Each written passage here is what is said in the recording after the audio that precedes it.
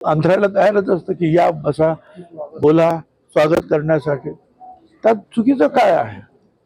त्याचा अर्थ ते तिकडे जाणार इकडे जाणार असं अजिबात होत नाही. मधल्या काळामध्ये शरद पवार साहेबांनी एकनाथ शिंदेच्या दालनात बैठक घेतली, त्याच्यामुळे राष्ट्रवादी आता एनडीएचाच घटक होणार का? शरद पवारांची राष्ट्रवादी अशी चर्चा आहे.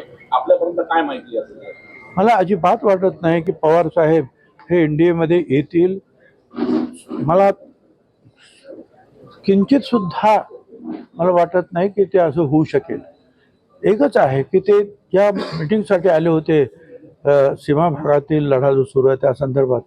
त्या जवळचं ऑफिस कुठे बसायला की जिथे कार्यकर्ते किंवा आमदार भेटू शकतील म्हणून ते तिथे बसायला गेल्या एवढाच त्याचा अर्थ आहे.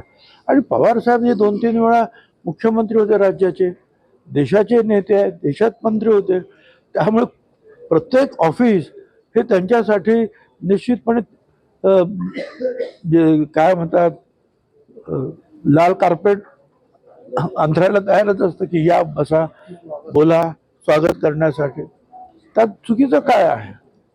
त्याचा अर्थ ते तिकडे जाणार इकडे जाणार असं अजिबात होत नाही. महाराष्ट्रातील सर्व बातम्यांचे विश्वासार्ह व्यासपीठ सकाळच्या सर्व सोशल मीडिया प्लॅटफॉर्मला लाईक, फॉलो आणि सबस्क्राईब करा. तसंच सर्व नोटिफिकेशनसाठी बेल आयकॉन प्रेस करायला विसरू नका.